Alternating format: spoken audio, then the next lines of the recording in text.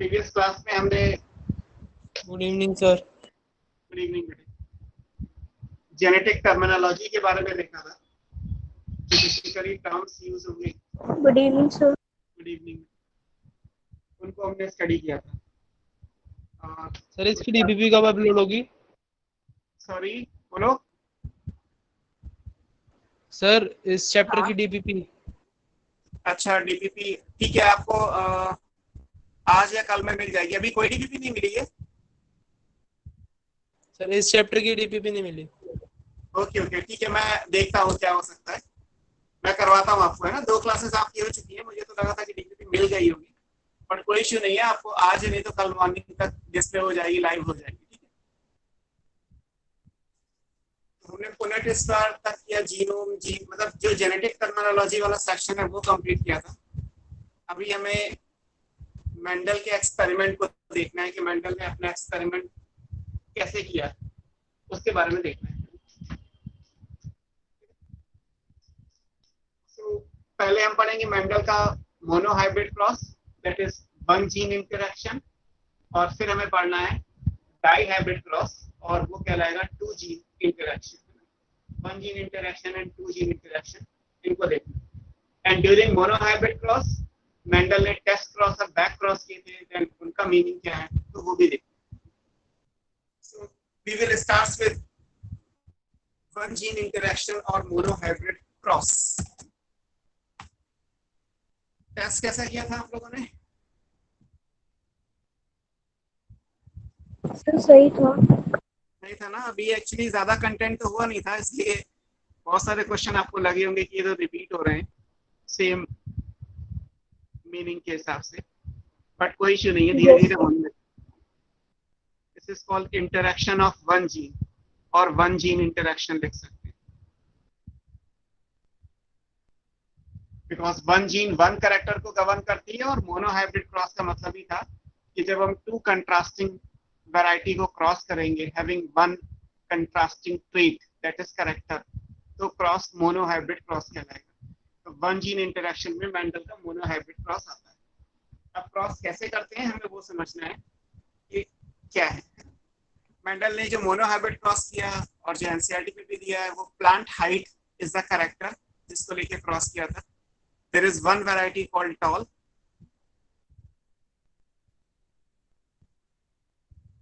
जिसका क्रॉस किया गया है डॉर्फ वैरायटी से। सो टॉल एंड डॉर्फ आपको दिखाई देते हैं, तो ये क्या कहलाएंगे? Phenotypes. These are phenotypes.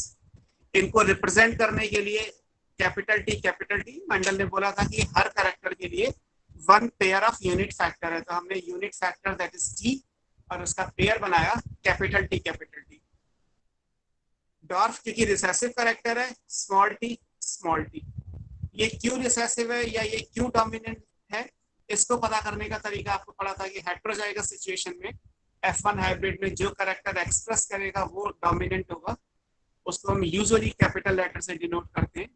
And in presence of that जो एक्सप्रेस नहीं होता, जिसको यूजुअली स्मॉल लेटर से डिनोट करते हैं, that will be recessive character. तो डोमिनेंस एंड रिसेसिव हमें पता बाद में चलेगा, लेकिन अभी हम मान लेते हैं कि टॉल एंड डॉर्फ को क्रॉस किया गया। अगर आप पेयर ऑफ यूनिट फैक्टर लिखेंगे देन दिस बिकम जीनोटाइप, तो फिर ये जीनोटाइप कहलाएगा। ये हो गए हमारे genotypes. So phenotypes and genotypes of parents. ये क्या है हमारे पास? यहाँ पे जो भी कुछ है ये पेरेंट है, तो पेरेंट हमने चूज कर ली। अब क्रॉस कराने का मतलब क्या है? आर्टिफिशियल हाइब्रिडाइजेशन या सेक्सुअल रिप्रोडक्शन लेना है। सेक्सुअल रिप्रोडक्शन में क्या होता है? पहले गैमीट्स बनेंगे, जैसे आपने पढ़ा होगा माइक्रोस्पोरोजेनेसिस से माइक्रोस्पोर में मेल गैमीट, और मेगास्पोरोजेनेसिस के बाद मेगास्पोर बनेगा, वहां से फीमेल गैमेटोफाइट जिसमें एग होगा। क्योंकि वो मियोसिस से बनते हैं, इसलिए जब आप गैमीट्स बनाएंगे, अगर इस प्लांट के अंदर हम माइक्रोस्पोरोजेनेसिस करें बाय मियोसिस, तो इसका गैमीट क्या बनेगा? Capital T. यहाँ पे अगर हम मेगा स्पोरोजेनेसिस मान लेते हैं कि ये फीमेल गैमीट है, तो यहाँ गैमीट क्या आएगा? Small T. तो कैपिटल टी और स्मॉल टी क्या है? These are called gametes. अब हम इनका क्रॉस कराते हैं। जब आप क्रॉस कराएंगे तो यहाँ पे क्या आएगा, मेंडल को क्या मिला ये इंपॉर्टेंट है। मान लीजिए मेंडल ने क्या किया है, इसको हम प्रैक्टिकली समझेंगे। तो पी का प्लांट बाइसेक्सुअल है, आपने पी के कैरेक्टरिस्टिक्स पढ़े थे।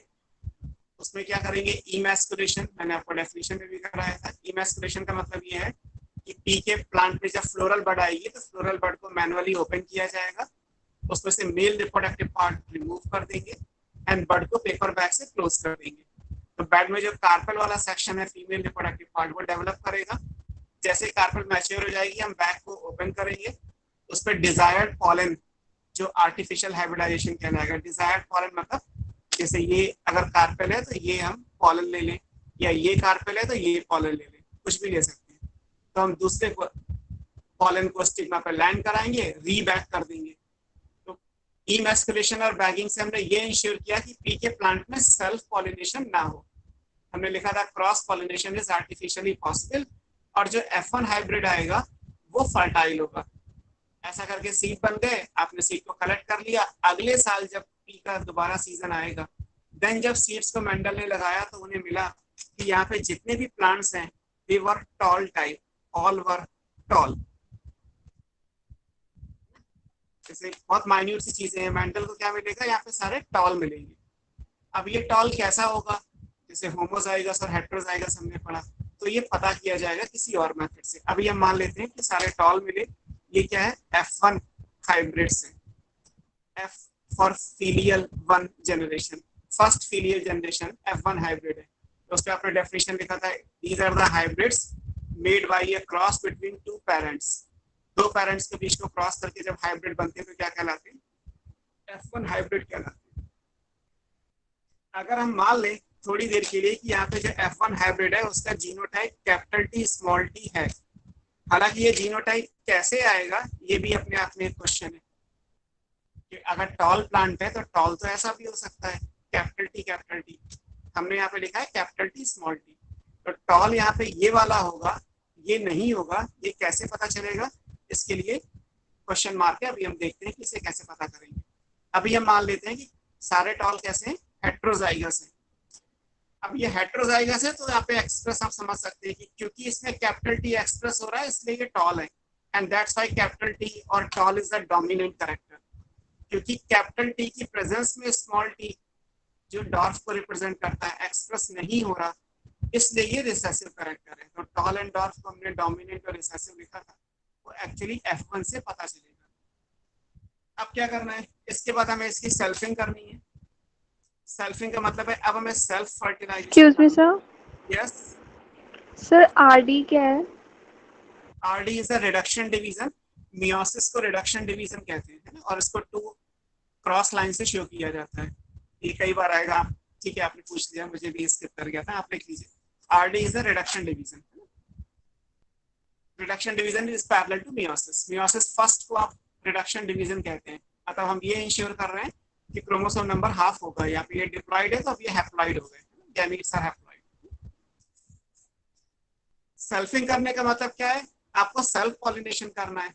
तो जब सेल्फ पॉलिनेशन करेंगे तो दो पेरेंट कौन से हैं, एक ये और दूसरा भी यही। तो जब आप क्रॉस करेंगे तो चेकर बोर्ड बन जाएगा। पुनेट स्क्वायर या चेकर बोर्ड हमने बनाया था लाइक दिस। एक प्लांट के अंदर दो टाइप के गैमीट्स बनेंगे, एक मेल प्लांट मान लेते हैं, एक फीमेल प्लांट मान लेते हैं। तो मेल प्लांट में गैमीट्स क्या आएंगे, यहाँ से कैपिटल टी है और स्मॉल टी है, जब गैमीट बनेंगे तो अलग अलग हो जाएंगे। ऐसे फिर दूसरा जो प्लांट होगा जो सेल्फ पॉलिनेशन में आएगा उसमें भी दो ही गैमीट है, कैपिटल टी स्मॉल टी। अब आप क्रॉस करा लीजिए, कैपिटल टी का क्रॉस कैपिटल टी से करेंगे तो ये आएगा, इसका क्रॉस इससे करेंगे ये आएगा, इसका क्रॉस इससे करेंगे ये आएगा, इसका क्रॉस इससे करेंगे ये आएगा। तो सेल्फिंग मतलब self pollination, and self pollination का मतलब है आप F1 का क्रॉस F1 से कर रहे हैं। तो एक F1 में दो गैमीट्स बन गए कैपिटल टी स्मॉल टी, दूसरे F1 में भी दो गैमीट बन गया कैपिटल टी स्मॉल टी। अब जब आप क्रॉस करेंगे तो क्रॉस करके आपको ये मिलेगा, इसको हम लिखे तो हमें क्या मिला, capital T is to capital T small T is to small T, ये हमें मिला। अगर आप इसको मेंशन करोगे तो कैपिटल टी कैसा है, ये होमोजाइगस है और टॉल है ये, is to capital T small T कैसा है, हेट्रोजाइगस है, टॉल, और स्मॉल टी कैसा है, होमोजाइगस है, डॉर्फ। ये मिलेगा आपको। इनको आप जर्नल लिखोगे तो क्या कहलाएगा, this will be called pure tall, ये हाइब्रिड टॉल है, और ये प्योर डॉर्फ है। कितना कितना मिला, ये मिला 1, ये मिला 2, और ये मिला 1। तो ये 1:2:1 कहलाएगा, है। This is called genotypic ratio, क्योंकि ये जीनोटाइप्स हैं, capital T capital T capital T small T small T small T. ये फैक्टर्स हैं आप शो कर रहे हैं, तो ये क्या कहलाएंगे, जीनोटाइप। तो ये क्या कहलाएगा, इसे कहेंगे जीनोटिपिक रेशियो। तो जीनोटिपिक रेशियो क्या आएगा, 1:2:1।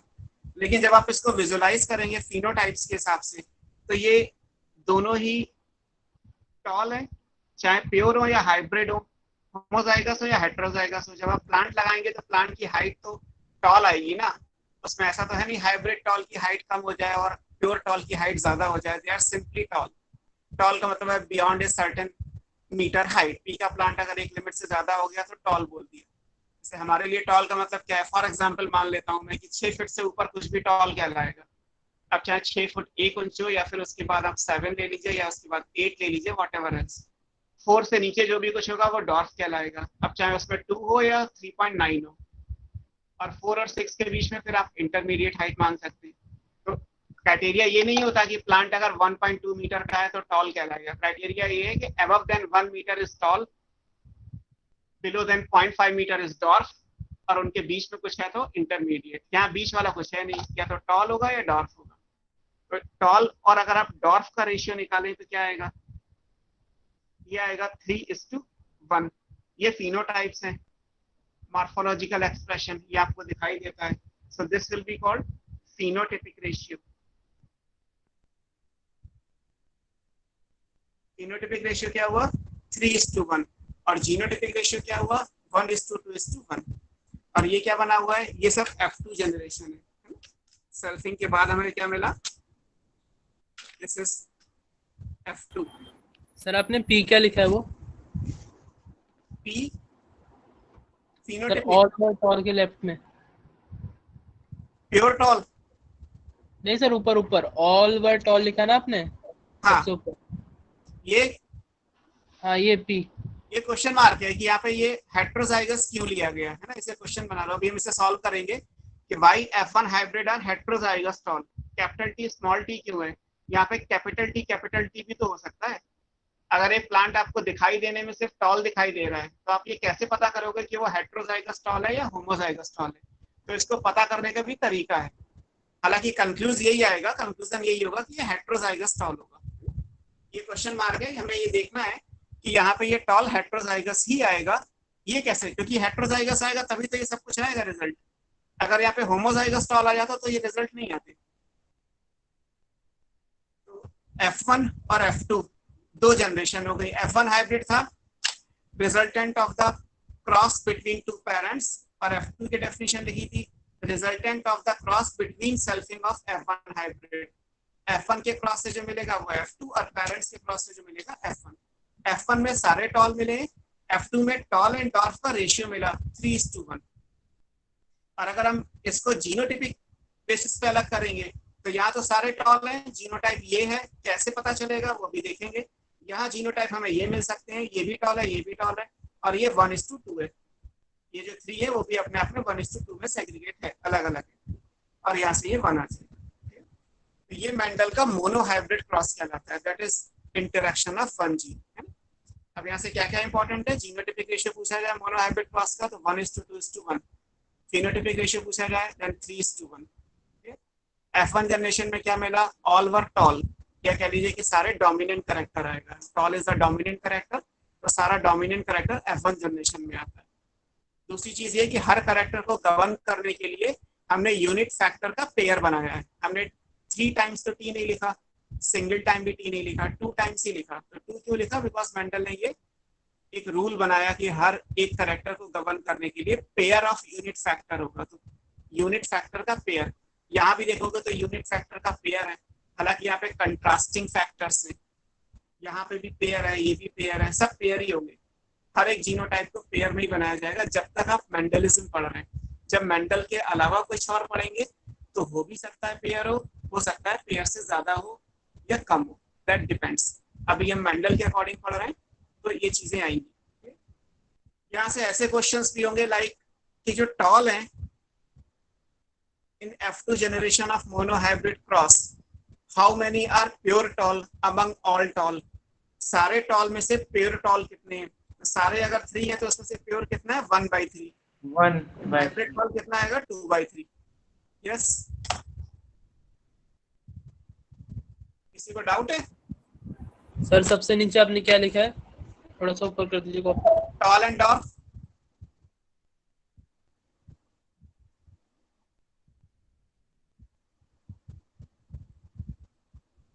Okay,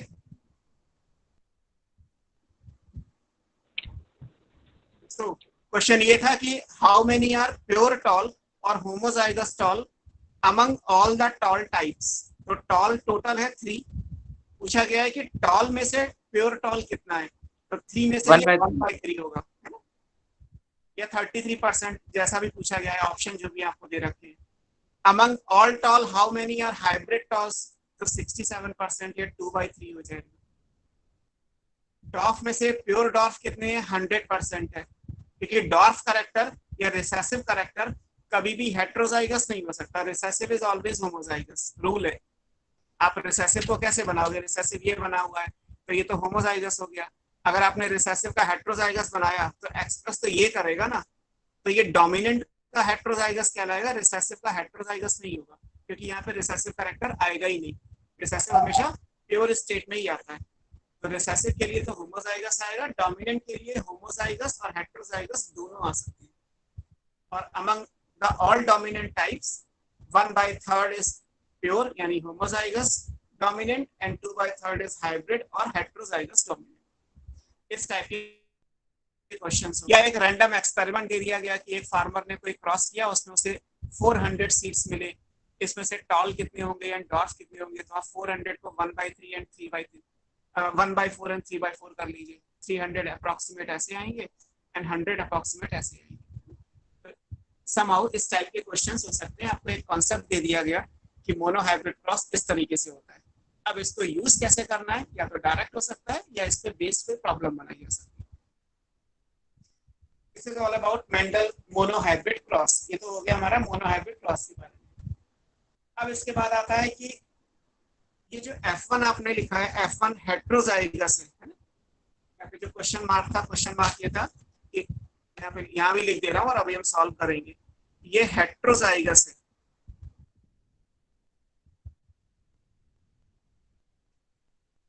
so why it is heterozygous, ये कैसे कंफर्म होगा कि F1 में जो प्लांट्स बने हैं जो हमें अपरेंटली फिनोटिपिकली टॉल दिखाई दे रहे हैं, they all are heterozygous type, उनमें से कोई भी ऐसा होमोजाइगस टाइप का नहीं है। ये कैसे कंफर्म होगा? इसके लिए मेंडल ने एक सेकंड मेथड दिया जो कहलाता है back cross and test cross. ठीक है, अब हमें क्या पढ़ना है? बैक क्रॉस और टेस्ट क्रॉस पढ़ना है। ये बन गया। आप लोगों को पीडीएफ फाइल भी मिला होगा पिछली क्लासेस का। Yes sir.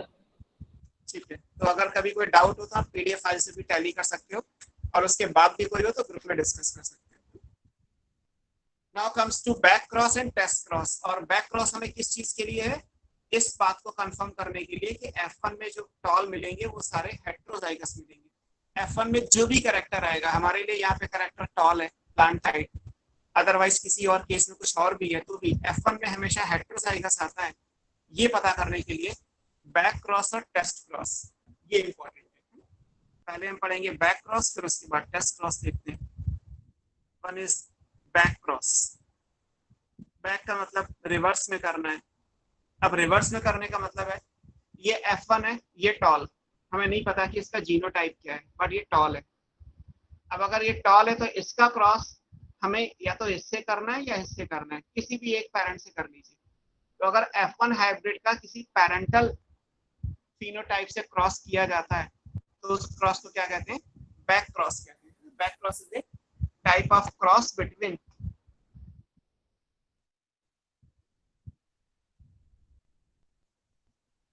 F1 hybrid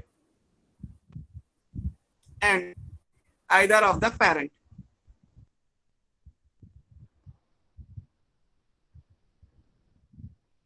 आप किसी भी पेरेंट का F1 हाइब्रिड के साथ क्रॉस कर सकते हैं।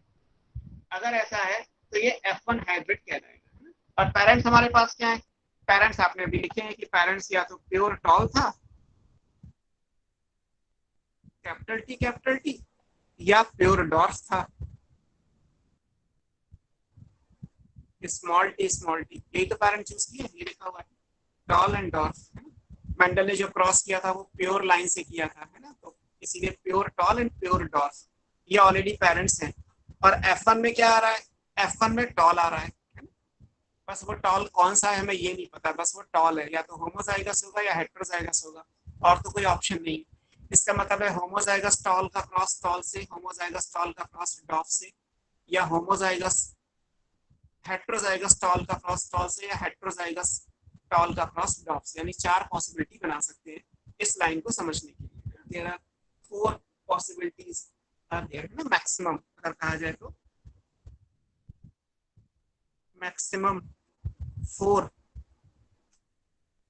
Types are possible. अगर आप बैक क्रॉस करेंगे तो बैक क्रॉस ज्यादा से ज्यादा 4 हो सकते हैं, क्योंकि F1 2 है, होमोजाइगस या हेटेरोजाइगस, और पेरेंट भी 2 है, प्योर टॉल प्योर डॉफ। अब आपके पास 4 पॉसिबिलिटी है, आप चारों को करके देख लीजिए और जो रिजल्ट आ रहा है वो समझ लीजिए क्या रिजल्ट आ रहा है। अब देखिए क्या क्या रिजल्ट आ सकता है हमारे समझने के हिसाब से अगर कहा जाए तो। ठीक, पहला क्रॉस करके देखते हैं। फर्स्ट क्रॉस क्या है, अगर हम F1 हाइब्रिड को ये मानते हैं कि F1 हाइब्रिड हमारा होमोजाइगस है ना, पहले हम यही देख लेते हैं। ये हमारे पास क्या है, फर्स्ट क्लास में F1 हाइब्रिड है, ये टॉल था, है ना, इसका क्रॉस हम किससे करने वाले हैं, प्योर टॉल से। तो F1 हाइब्रिड अगर टॉल है और हम ये कंसिडर कर लें कि फॉर एग्जांपल ये कैपिटल टी होमोजाइगस टॉल है, और प्योर टॉल तो होता ही है capital T. F1 hybrid toll आया था, इससे पहले क्रॉस में आपने लिखा, हमें ये नहीं पता कि वो टॉल कैसा है, तो हमने पहले क्रॉस में मान लिया कि F1 हाइब्रिड जो टॉल है वो कैपिटल टी यानी होमोजाइगस है।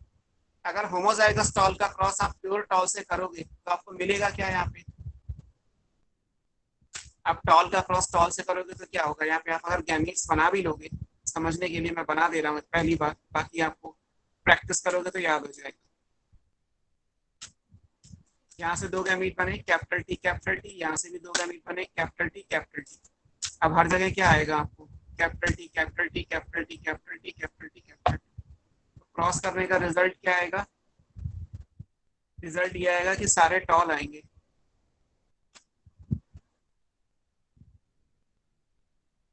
यही तो रिजल्ट आएगा।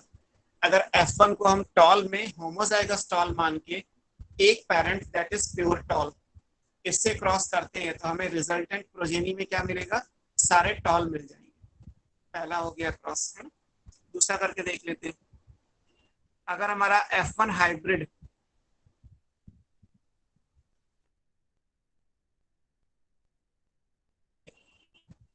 दूसरे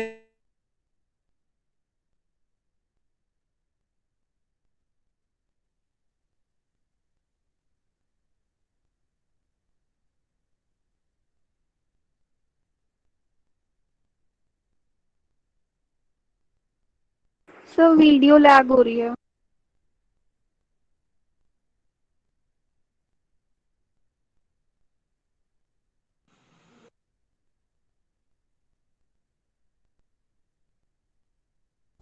आएंगे तो capital T small T screen नहीं आ रही सर। सर वीडियो आपकी स्टॉप हो गई है।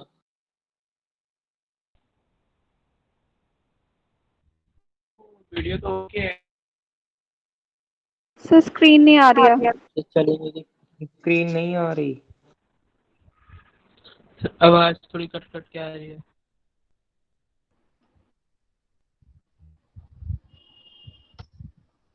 दिख रहा है? ब्लर आ रही है स्क्रीन। ब्लर है सर। ब्लड आ रही है, एक मिनट रुको। क्लियर है? अब तो क्लियर आ रही होगी, क्योंकि मेरे पास पॉइंट ऑफ व्यू से नेट की स्पीड और कैमरा दोनों सेटिंग में ठीक आ रहा है। मे बी कुछ फ्लक्चुएशन हो, मैं वो नहीं कह सकता, but I think it's okay. Clear है सर अब। क्लियर है? अच्छा, तो रिजल्ट क्या है हमारे पास? इसको जब आप फिनोटाइप में देखोगे तो फिर आपको क्या मिलेगा? ऑल वर टॉल टाइप, क्योंकि हमें तो फिनोटाइप ही देखना है ना मेंडल को। तो ये तो हम क्रॉस करके आपको दिखा रहा हूँ, मैं आपको दिखा रहा हूँ, मुझे मेरे सर ने दिखाया। मेंडल ने जब क्रॉस किया तो क्या किया उन्होंने? कहा F1 हाइब्रिड जो सीड मिले उसको प्योर टॉल वैरायटी के सीड के साथ क्रॉस कराया। क्रॉस करा के जो जनरेशन में मिला वो सारा टॉल मिला। फिर ऐसे ही F1 हाइब्रिड को उन्होंने क्रॉस कराया डॉर्फ के साथ, फिर जो उन्हें मिला फिर सारे टॉल मिले। हालांकि यहाँ पे टॉल कैसा आ रहा है? Capital T capital T. यहाँ टॉल कैसा आ रहा है? Capital T small T. It doesn't matter, जो दिखाई दे रहा है वो देखना है। तो प्लांट की लेंथ तो टॉल ही आ रही है, प्लांट हाइट तो टॉल आ रही है, यहाँ भी आ रही है, यहाँ भी आ रही है। तो अगर हम ये माने कि F1 हाइब्रिड हमारा होमोजाइगस टॉल है, लेट्स सपोज, और हम उनका क्रॉस दोनों पेरेंट से करा के देखें तो हमें रिजल्ट क्या मिलेगा? सब टॉल प्लांट्स ही मिलेंगे। ठीक है, तीसरे क्रॉस में करके देखते हैं क्या हो सकता है। कर दो टाइम। देखिए थर्ड क्रॉस के साथ पॉसिबिलिटी क्या है? फिर हम F1 लेंगे, F1 हाइब्रिड जो टॉल था उसका क्रॉस फिर से हम प्योर टॉल से ही कराएंगे, बट इस बार हम ये मानेंगे कि F1 हाइब्रिड हमारा, फॉर एग्जांपल, ये हेट्रोजाइगस टॉल है, कैपिटल टी स्मॉल टी है, और प्योर टॉल कैसा होता है? कैपिटल टी होता ही है। तो अब हमने ये माना कि F1 हाइब्रिड कैसा है? हेट्रोजाइगस है। अगर हेट्रोजाइगस मान के क्रॉस कराएंगे तो हमें क्या मिलेगा?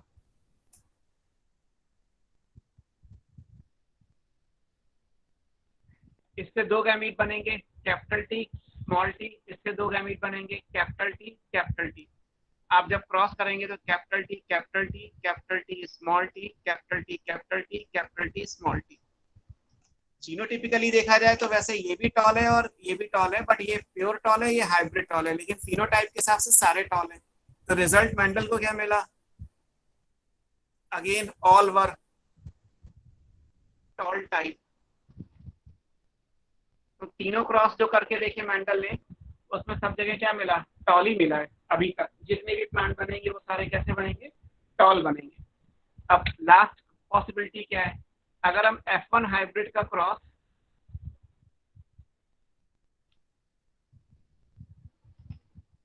प्योर डॉर्फ वाले पेरेंट से करें और ये मान के चले कि F1 हाइब्रिड में जो टॉल है वो टॉल कैसा है? हेट्रोजाइगस है, और इसका क्रॉस स्मॉल टी से करना है, तो आपको रिजल्ट क्या मिलेगा? अब देखिए फिर से चेकर बोर्ड बनेगा।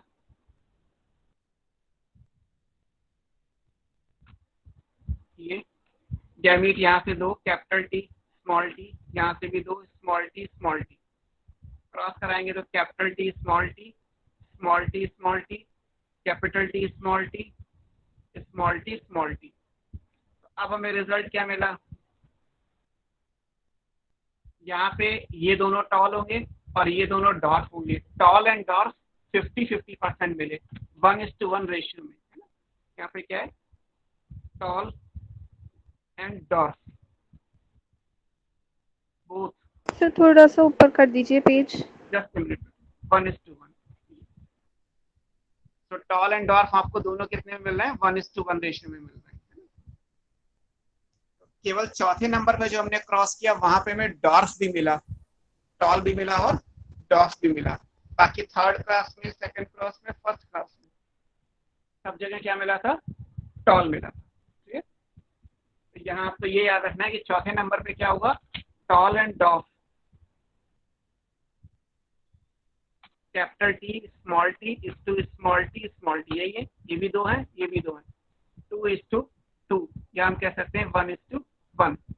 ये फिनोटाइप है।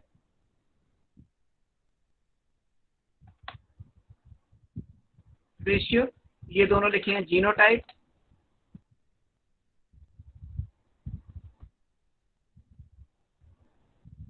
And this will be same, that is 1:1।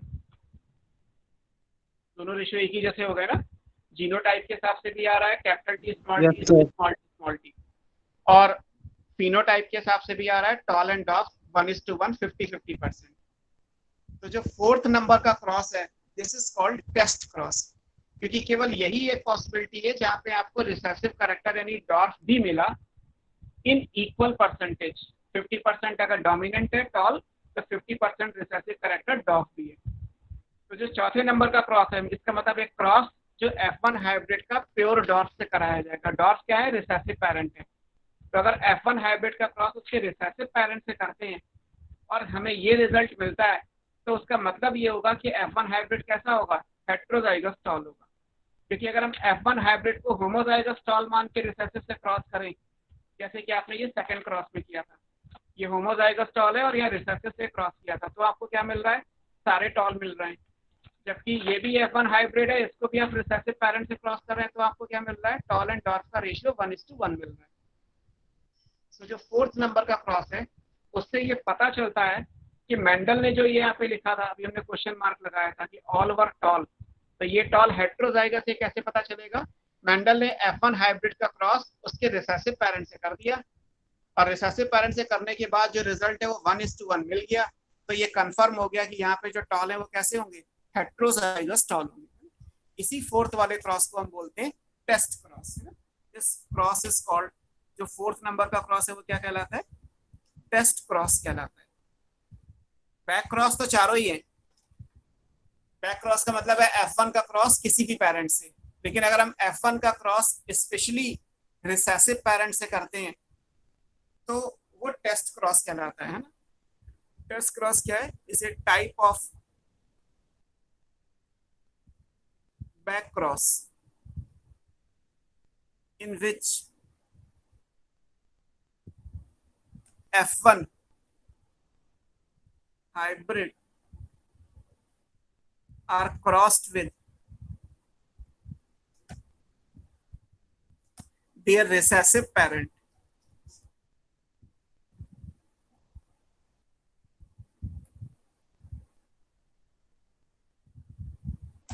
F1 का क्रॉस उनकी रिसेसिव पेरेंट से करेंगे तो वो टेस्ट क्रॉस कहलाएगा। F1 का क्रॉस रिसेसिव से कर रहे हैं तो ये टेस्ट क्रॉस है। हालांकि जो सेकंड नंबर पे आपने किया है ये भी F1 का क्रॉस रिसेसिव से है, लेकिन यहाँ पे F1 हमने माना था होमोजाइगस टॉल, जबकि यहाँ पे हम क्या मान रहे हैं? F1 heterozygous tall. तो होता क्या है? हेट्रोजाइगस, तो इसलिए ये वाला कहलाएगा, है ना। इसका यूज क्या है? It is used to determine the genotype of F1, whether homozygous or heterozygous।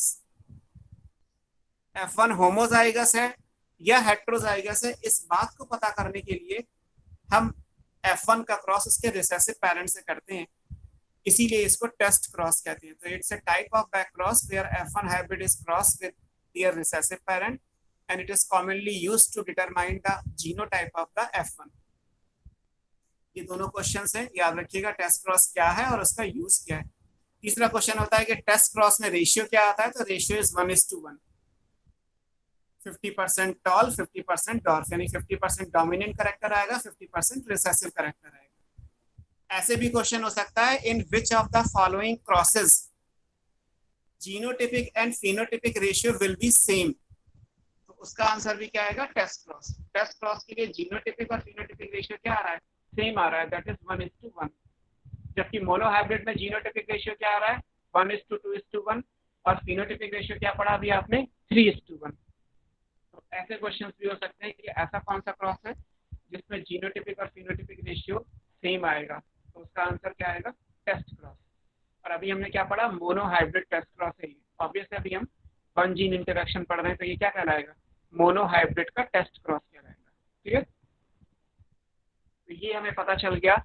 ये जो पेज पे मैंने आपको पढ़ाया बैक क्रॉस और टेस्ट क्रॉस, ये बैक क्रॉस था, हमने 4 क्रॉसेस बना के देखे, चारों क्रॉस को हमने कंक्लूड किया, और F1 का जीनोटाइप हेट्रोजाइगस है, इस बात के लिए हमें ये वाला क्रॉस चाहिए। अब अगर हम मान लें कि F1 का क्रॉस, F1 में जो हमें मिला, जो यहाँ पे क्वेश्चन मार्क था वो सॉल्व हो गया, अगर F1 में हमें जो मिला वो हेट्रोजाइगस है, तो फिर ये रिजल्ट आएगा। तो ये रिजल्ट आपको पहले पढ़ाया गया कि F1 में हेट्रोजाइगस स्टॉल है, देन ओनली जब आप स्टॉल की सेल्फिंग करेंगे तो ये आएगा। अगर स्टॉल की आपने डॉर्फ से क्रॉस कर दिया तो रेशियो 1:1 आ जाएगा, है ना। दोनों बातें मेंडलिज्म को प्रूव करती है, दोनों ही क्रॉस मेंडल की है। जैसे आने वाले टाइम पे आप समझेंगे इस बात को कि मेंडल ने वर्क किया 1867 में, कंप्लीट कर लिया था उन्होंने, ठीक है, और अब चल रहा है 2020। आज अगर आपसे कहा जाए कि कोई मेंडल का रिजल्ट प्रूव करके दिखाओ, तो in any situation we have 2 options, या तो हम F1 का क्रॉस डॉर्फ से कर दें, मतलब रिसेसिव पेरेंट से कर दें, और टेस्ट क्रॉस का रेशियो 1:1 ले आए, तो भी मेंडलिज्म पूरी हो जाएगी, या फिर हम टॉल की सेल्फिंग कर लें और रेशियो 3:1 ले आए, तो भी मेंडलिज्म पूरी हो जाएगी। हम दोनों तरीके से मेंडल की बात को सपोर्ट कर सकते हैं, लेकिन विच वन इज इजियर, इन दोनों में से हमारे लिए आसान क्या है, तो आसान होता है टेस्ट क्रॉस करना। रीजन, टेस्ट क्रॉस में 1:1 मिलेगा। मान लीजिए 1000 प्लांट लगे हैं तो 500 और 500 प्लांट आप आसानी से मैनेज कर लोगे। 500 लंबाई में ज्यादा है, 500 लंबाई में छोटे हैं, तो टॉल एंड डॉर्फ 1:1 हो गया, मेंडल का रिजल्ट आ गया। जबकि यहाँ क्या होगा, यहाँ 750 ऐसे आएंगे, 250 ऐसे आएंगे, 750 और 250, तो रेशियो 3:1 आएगा। एक नंबर ज्यादा है और एक नंबर कम है, ये लगभग बराबर है। तो बराबर पता करना हमारे लिए ज्यादा आसान होता है, तो इसलिए हम आगे पढ़ेंगे जब 19th सेंचुरी की स्टार्टिंग में देखेंगे। 19th सेंचुरी की स्टार्टिंग में तो बहुत सारे साइंटिस्ट ने टेस्ट क्रॉस करके ही ये प्रूव करने की कोशिश की कि मेंडल का रिजल्ट अप्लाई होता है या नहीं होता है। हालांकि हम मेंडल को इस तरीके से भी कर सकते हैं। तो ये बात हो गई हमारे मोनोहाइब्रिड क्रॉस और टेस्ट क्रॉस और बैक क्रॉस की। ठीक, अब मेंडल ने मोनोहाइब्रिड क्रॉस से क्या कंक्लूजन दिया वो हमें देखना है। मेंडल के मोनोहाइब्रिड क्रॉस से 3 कंक्लूजन निकल के आते हैं, है ना। मेंडल ने कंक्लूड क्या किया, यहाँ से 3 कंक्लूजन्स दिए कि on the basis of monohybrid cross Mendel withdraw 3 postulates का नाम दिया गया। बाद में इनको लॉ में कन्वर्ट किया गया। मेंडल ने कोई भी लॉ या प्रिंसिपल ऑफ इनहेरिटेंस नहीं दिए, वो बाद में प्रूव किए गए, जैसा हम ऑलरेडी डिस्कवरी के टाइम पे पढ़ चुके हैं। 1901 में जब मेंडल का वर्क रीडिस्कवर हो गया, तो उसके बाद मेंडल के जो कंक्लूजन्स थे उनको लॉ का क्रेडिट देके उन्हें फादर ऑफ जेनेटिक्स को एंटाइटलमेंट किया गया। So on the basis of monohybrid cross जो आपने पढ़ा, मेंडल ने 3 पोस्टुलेट्स ड्रॉ किए। वो कौन कौन से हैं वो हमें देखते हैं। हम इसको अपने तरीके से, केल्विन का मॉड्यूल आपको मिला ही होगा, तो आप उससे भी इन चीजों को देख सकते हैं। Conclusions.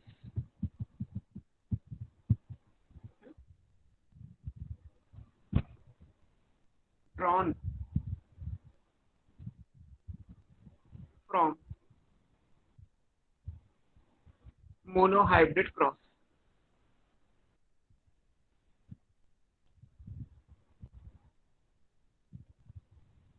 क्या क्या कंक्लूजन ड्रॉ किए गए मोनोहाइब्रिड क्रॉस।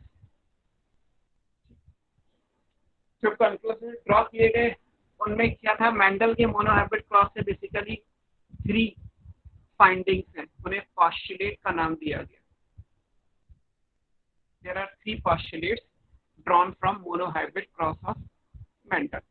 3 अलग अलग फाइंडिंग्स दी गई मोनोहाइब्रिड क्रॉस से। क्या क्या फाइंडिंग्स है? फर्स्ट फाइंडिंग कहलाती है कॉन्सेप्ट ऑफ यूनिट फैक्टर।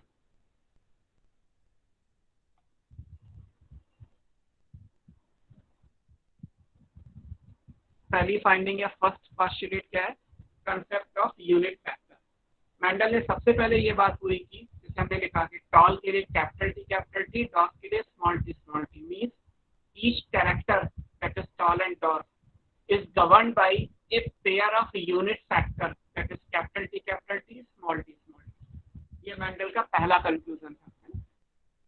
हम इसको लिखेंगे तो सेंटेंस में each character is governed by a pair of unit factors। हम डेफिनेशन में तो पढ़ ही चुके हैं, अब हमें मेंडल के हिसाब से पढ़ना है। तो पहला फाइंडिंग तो ये था कि each character is governed bye a pair of unit factor. जैसे आप दोबारा लिखना चाहें तो for example toll is the character, इसके लिए पेयर ऑफ यूनिट फैक्टर क्या है, capital T capital T. Dwarf is the character governed by small T small T. तो हमेशा आप एक कैरेक्टर के लिए एक यूनिट फैक्टर का पेयर बनाएंगे। ये मेंडल के हिसाब से जरूरी था, मेंडल का फर्स्ट फाइंडिंग या कंफर्मेशन इसी बात को लेकर। Now second postulate is dominance and recessiveness. जो सेकंड फाइंडिंग थी वो डोमिनेंस एंड रिसेसिवनेस की। अब जब मेंडल ने कहा कि जब आप एक क्रॉस करेंगे दो पेरेंट्स के बीच में, जैसे हमने टॉल एंड डॉर्फ के बीच में क्रॉस किया, तो F1 में जो भी कैरेक्टर अपने आप को अपीयर करेगा that will be called dominant character. In presence of that जो अपने आप को एक्सप्रेस नहीं कर पाएगा which remain hidden in presence of dominant that will be called recessive character. और फिर यहाँ से बाद में एक लॉ बना जिसको हम लॉ ऑफ डोमिनेंस मानते हैं। तो डोमिनेंस एंड रिसेसिवनेस क्या है कि जब आप F1 जनरेशन में जाएंगे, F1 हाइब्रिड्स में आएंगे, F1 हमारे पास क्या था, कैपिटल टी स्मॉल टी। तो F1 में क्या है, it has two different factors, दो अलग अलग फैक्टर्स हैं, या इनको नाम दिया था एलील्स।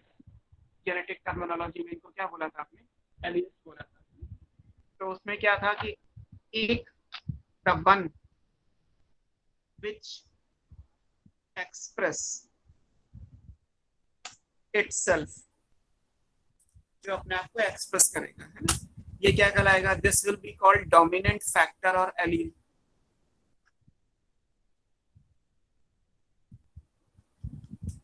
जो करेक्टर है वो क्या बन जाएगा, वो कहलाएगा डोमिनेंट करेक्टर।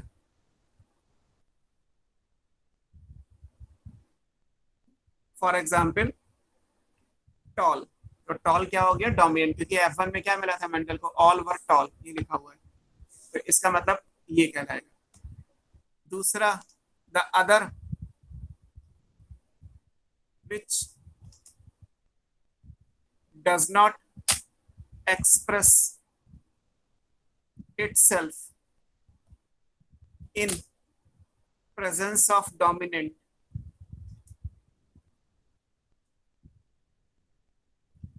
उसको क्या बोलेंगे, दिस इज कॉल्ड रिसेसिव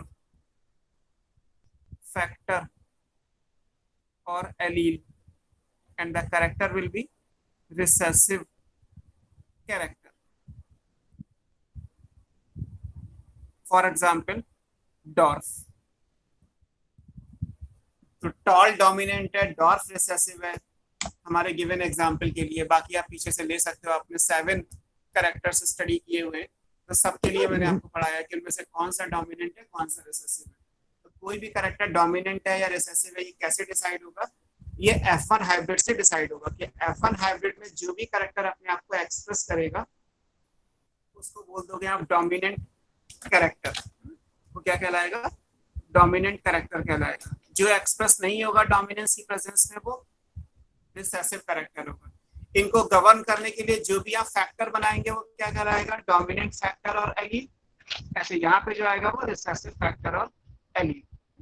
ये एक्सप्रेस करता है और ये एक्सप्रेस नहीं करता, डज नॉट एक्सप्रेस। ये सारी बातें डोमिनेंस और रिसेसिवनेस को समझाने के लिए की गई। यहाँ से आगे जाके लॉ बना, this was concluded as law of dominance. आप अपनी बुक में देखेंगे तो 3 to 4 लाइंस का एक हेडिंग दिया हुआ है, लॉ ऑफ डोमिनेंस। तो मेंडल का फर्स्ट लॉ जो मेंडल ने नहीं दिया, दिया बाद में किसी और ने, मेंडल ने तो सिर्फ ये कहा था, उसको लॉ बनाना और आगे फॉलो करना वो किसी और पर्सन का वर्क है। बट फिर भी this is called law of dominance. Law of dominance ये कहता है कि in F1 generation the character which express itself is called, it will be dominant character. In presence of that which is not able to express itself will be the recessive character. Simple है। ऐसा नहीं हो सकता कि dominant character आए recessive आए ही ना। क्यों नहीं हो सकता? क्योंकि यहाँ पे आपने हेट्रोजाइगस टॉल लिया हुआ है और हेट्रोजाइगस ही आएगा, ये कैसे कंफर्म होगा? इसको टेस्ट क्रॉस से कंफर्म किया गया। So each and everything is confirm कि यहाँ पे ये हेट्रोजाइगस ही आएगा। ये कैसे पता चलेगा? टेस्ट क्रॉस से। अगर ये हेट्रोजाइगस आएगा तो इसमें से डोमिनेंट एक्सप्रेस होगा, रिसेसिव नहीं हो रहा। लेकिन ऐसा नहीं कि रिसेसिव है नहीं, बस वो अपना इम्पैक्ट शो नहीं कर रहा। उसका इम्पैक्ट कब आएगा? जब आप F2 जनरेशन में जाएंगे। और कितना आएगा? 25%, क्योंकि 75% तो फिर टॉल ही आने वाला है। So this is the second postulate और second conclusion, that is dominance and recessiveness. Now third conclusion is segregation.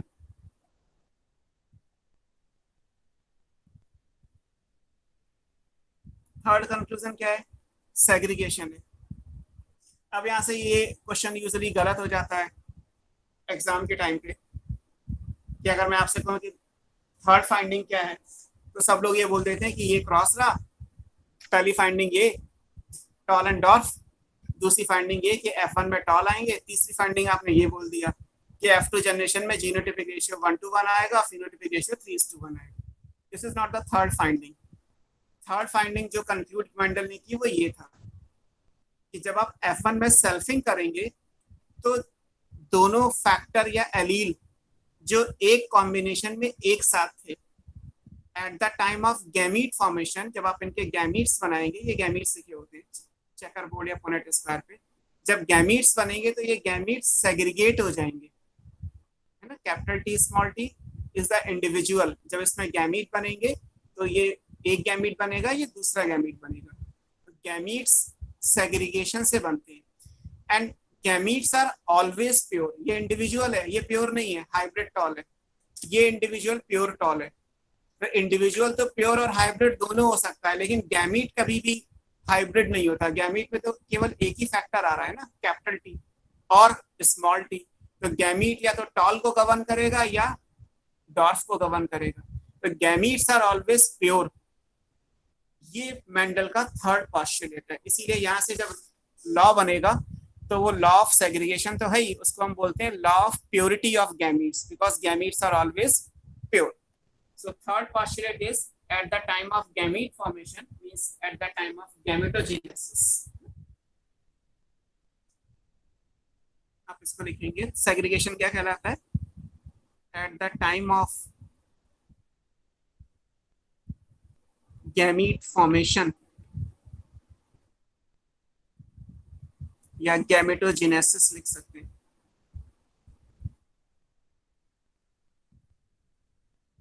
जब आप बनाएंगे, किससे बनाएंगे? इन F1 हाइब्रिड। F1 हाइब्रिड में ही आपको बनाने। F1 हाइब्रिड हमारा क्या था? कैपिटल T स्मॉल t, ये तो था F1 हाइब्रिड। तो इसमें क्या होगा कि जो भी फैक्टर्स हैं वो सेग्रीगेट यानी अलग अलग हो जाएंगे। फैक्टर्स और एलील्स सेग्रीगेट और सेपरेट, कुछ भी लिख सकते हैं। या तो वो सेग्रीगेट कर जाएंगे या सेपरेट कर जाएंगे। So the gametes are always pure.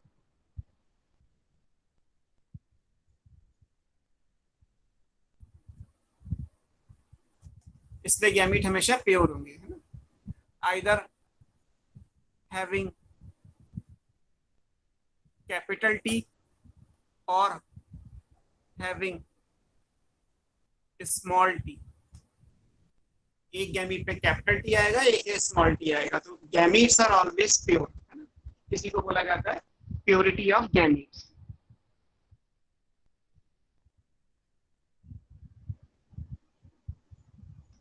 इसे क्या कहते हैं हम? प्योरिटी ऑफ गैमीट्स बोलते हैं कि जब आप गैमीट का फॉर्मेशन करेंगे तो जो भी एलीलिक कॉम्बिनेशन में एक साथ आए, जैसे यहाँ क्या था, ये दोनों अलग अलग थे, कैपिटल टी अलग था, स्मॉल टी अलग था, तो जब F1 हाइब्रिड बना तो दोनों फैक्टर या एलील एक साथ आ गए, लेकिन ये बिना मिक्स हुए। अगर आपको बहुत पहली क्लास याद हो, एग्जैक्टली फर्स्ट क्लास, तो उसमें आपको ब्लेंडिंग इनहेरिटेंस समझाया था कि कैरेक्टर जब एक साथ आते हैं तो मिक्स कर जाते हैं। तो उस समय बताया था कि मेंडल ने ऐसा नहीं कहा, मेंडल ने कहा कि मिक्स नहीं करेंगे, वो केवल एक साथ आएंगे। एक साथ आने में कोई एक एक्सप्रेस होगा, दूसरा एक्सप्रेस नहीं होगा, जो होगा वो डोमिनेंट, जो नहीं होगा वो रिसेसिव। अब जब इसकी आप गैमेटोजेनेसिस करेंगे, जब इसके गैमीट्स बनाएंगे, तो ये दोनों फैक्टर या एलील अलग अलग हो जाएंगे, तो इसी को सेग्रीगेशन बोल दिया। और जब अलग अलग हो जाएंगे तो कॉम्बिनेशन में या तो केवल एक फैक्टर जाएगा या फिर कोई दूसरा फैक्टर आएगा। इसलिए जब भी गैमीट्स बनाएंगे तो गैमीट्स आर ऑलवेज प्योर। ये कहलाता है थर्ड पोस्टुलेट और segregation. At the time of gamete formation in F1 hybrid, factor or alleles segregate or separate, so the gametes are always pure, either having capital T factor or having small t factor. This is called purity of gametes. इसका मतलब gamete में केवल एक ही type का factor आ सकता है, दोनों नहीं आ सकते। आगे जाके ये भी लॉ बन गया, इसको नाम दे दिया गया लॉ ऑफ सेग्रीगेशन। इसी को दूसरा नाम दिया गया law of purity of gametes. Mendel के, अब जैसे क्वेश्चन हो कि मेंडल के मोनोहाइब्रिड क्रॉस के बेस पे कितने लॉज हैं, then there are 2 laws, law of dominance, law of segregation. How many findings drawn from the monohybrid cross, तो 3 फाइंडिंग्स हैं, concept of unit factor, dominance and recessiveness, as well as segregation. तो ये दोनों बातें या फिर हम तीनों फाइंडिंग्स को जो है वो मोनोहाइब्रिड क्रॉस से पढ़ सकते हैं। तो ये मेंडल का पहला हुआ मोनोहाइब्रिड क्रॉस, और इसके साथ साथ हमने एस क्रॉस भी पढ़ लिया। अब आएगा इसके बाद, आप एनसीईआरटी में अगर इस चीज को देखेंगे तो एनसीईआरटी ने पहले आपको समझाया है इसके एक्सेप्शंस भी। एनसीईआरटी में क्या है, मोनोहाइब्रिड क्रॉस और उसके एक्सेप्शंस पहले समझाए गए, फिर डाईहाइब्रिड क्रॉस या इंटरेक्शन ऑफ 2 जीन पे हम जाएंगे। इस तरीके से दिया हुआ है। आप चाहें तो जो डेविएशंस है, जहाँ पे मेंडल की ये बातें जो इस पेज पे लिखी हुई है ये फॉलो नहीं होती, उनको बाद में पढ़ सकते हैं। पहले मेंडल का सेक्शन पूरा कर लीजिए, जो मेंडल ने जितना भी बोला हम पहले उस सेक्शन को पूरा कर लेते हैं, बाद में हम एक साथ डेविएशन पढ़ लेंगे। तो मैं आपको वैसे ही पढ़ाऊंगा। हमने मेंडल का मोनोहाइब्रिड क्रॉस अभी पढ़ा, अब हम मेंडल का डाईहाइब्रिड क्रॉस पढ़ने वाले हैं। अभी हम मोनोहाइब्रिड के एक्सेप्शंस छोड़ देते हैं, हम सारे एक्सेप्शंस एक साथ बाद में पढ़ेंगे।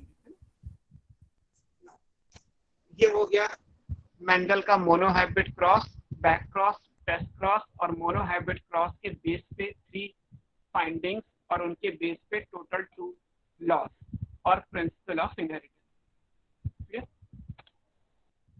Now comes to dihybrid cross. थोड़ा कॉम्प्लिकेटेड होगा, लेकिन आप कोशिश करिए समझने की कि डाईहाइब्रिड क्रॉस क्या है। डाईहाइब्रिड क्रॉस का मतलब, ये डेफिनेशन ये था कि when a cross is made having 2 pair of contrasting character। अब हम 2 कैरेक्टर को लेके एक साथ क्रॉस करेंगे, कैरेक्टर 2 लेंगे, क्रॉस एक ही होगा। So this will be dihybrid cross।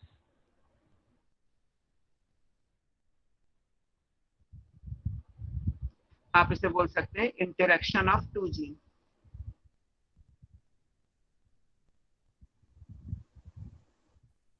एक कैरेक्टर के लिए अगर एक पेयर ऑफ फैक्टर यानी जीन है, तो 2 कैरेक्टर के लिए 2 पेयर ऑफ फैक्टर यानी जीन हो जाएंगे ना, तो इसलिए क्या कहलाएगा, 2 जीन इंटरेक्शन कहलाएगा या इंटरेक्शन ऑफ 2 जीन। अब अभी हमें पढ़ना है डाईहाइब्रिड क्रॉस। इस चीज को देखिए कि डाईहाइब्रिड क्रॉस कैसे करेंगे। डाईहाइब्रिड क्रॉस में मेंडल ने जो कैरेक्टर्स को चूज किए, वो कैरेक्टर क्या चूज किए, वो सीड से रिलेटेड थे। सीड में मैंने आपको जहाँ पे 7 कंट्रास्टिंग कैरेक्टर्स की टेबल बनी हुई है, वहाँ पे आप देखेंगे, पिछली क्लास में आपने बनाई है, वहाँ पे आप देखेंगे तो उसमें 2 कैरेक्टर्स हैं 6 और 7 नंबर पे, जो सीड से रिलेटेड है। One is seed shape, that is round colour and wrinkled. Round dominant है, रिंकल्ड रिसेसिव है। Another is seed colour, yellow और ग्रीन, सीड में जो कॉटिलिडन का कलर है वो येलो कलर है डोमिनेंट और ग्रीन कलर है रिसेसिव। तो दोनों ही कैरेक्टर सीड के लिए और उनको लेके क्रॉस किया तो वो क्रॉस क्या बन जाएगा, डाई हाइब्रिड क्रॉस बन जाएगा। तो हमें जो क्रॉस करना है वो डाई हाइब्रिड क्रॉस को लेके पढ़ना है ना। देखिए इसे हम बनाते हैं मेंडल का dihybrid cross. One character is round yellow, round is the seed shape, yellow is the colour of cotyledon और कलर ऑफ सीड, और इसका क्रॉस किया गया है रिंकल्ड ग्रीन से। राउंड के साथ रिंकल्ड आएगा, येलो के साथ ग्रीन आएगा, dominance recessive, dominance recessive. One character is the seed shape, another character is the seed colour. तो सीड शेप और सीड कलर को लेके क्रॉस किया गया। ये मेंडल ने किया था तो इसलिए आज तक लोगों को यही पढ़ाया जाता है। आप कोई भी दो कैरेक्टर ले सकते हो, बस उनका रिजल्ट वही आएगा जो मेंडल के हिसाब से आना चाहिए। ये हो गया जीनो फिनोटाइप्स। अब मैं बार बार तो नहीं लिख रहा, ये ना दिखाई देते हैं आपको, तो ये फिनोटाइप्स हो गए है ना पेरेंट्स के। इनका जीनोटाइप क्या बनाएंगे, क्योंकि ये डोमिनेंट है कैरेक्टर, तो capital R capital R, capital Y, small R small R, small Y small Y. अब आप चाहें तो एक साथ लिख सकते हैं, ये पेरेंट्स हैं, पेरेंटल जीनोटाइप्स, ये पेरेंटल फिनोटाइप्स ऊपर। सेम पहला कॉन्सेप्ट था हमारा पेयर ऑफ यूनिट फैक्टर, तो हमने राउंड के लिए यूनिट फैक्टर का पेयर लिया कैपिटल आर, रिंकल्ड के लिए स्मॉल आर, ऐसे येलो के लिए कैपिटल वाई, ग्रीन के लिए स्मॉल वाई। ये मेंडल ने सजेशन दिया ही था कि हम दोनों डोमिनेंट कैरेक्टर एक ही पेरेंट से ले रहे हैं और दोनों रिसेसिव कैरेक्टर भी एक ही पेरेंट में। हालांकि जरूरी नहीं है, आप एक डोमिनेंट एक रिसेसिव को लेके भी क्रॉस करा लीजिए। अगर मेंडल ने तो नहीं कराया, लेकिन अगर किसी और साइंटिस्ट से किसी क्वेश्चन में कह दिया जाए कि राउंड और यहाँ पे येलो की जगह मान लीजिए ग्रीन लिखा हो, ऐसे यहाँ पे रिंकल्ड के साथ येलो लिखा हो, तो एक डोमिनेंट एक रिसेसिव एक डोमिनेंट का कॉम्बिनेशन बन जाएगा। In that case also result में कोई चेंज नहीं आएगा, क्योंकि मेंडल ये कहते हैं कि F1 में डोमिनेंट कैरेक्टर आता है रिगार्डलेस कि वो डोमिनेंट इस पेरेंट से आया या इस पेरेंट से आया। ये भी इंपॉर्टेंट नहीं है कि दोनों डोमिनेंट अगर F1 में आए हैं तो दोनों एक ही पेरेंट से आए, चाहे एक पेरेंट से आए या दोनों पेरेंट से आए, इस सबसे फर्क नहीं पड़ता। हमने कहीं भी अभी जो हमने कॉन्सेप्ट ऑफ डोमिनेंस आपको समझाया उसमें मैंने कहीं भी ये नहीं लिखा कि दोनों डोमिनेंट एक पेरेंट से आने चाहिए, है ना, ऐसा कोई रूल नहीं है, आप कैसे भी बना सकते हैं। अब इनका गैमीट बनाएंगे तो क्या बनेगा, कैपिटल आर वाई, यहाँ से क्या बनेगा स्मॉल वाई। गैमीट जिसे आरडी रिडक्शन डिवीजन करके बनाया था, हम सीधे सीधे क्रॉस करके लिख लेते हैं कि पूरे पेज पे लेके आना है मुझे। तो क्रॉस पे हमें क्या मिलेगा, कैपिटल आर कैपिटल वाई, यहाँ गैमीट बन गया, यहाँ स्मॉल वाई बन गया। कॉम्बिनेशन में यहाँ पे क्या आएगा, ऑल वर राउंड येलो, और ये राउंड येलो हेट्रोजाइगस है।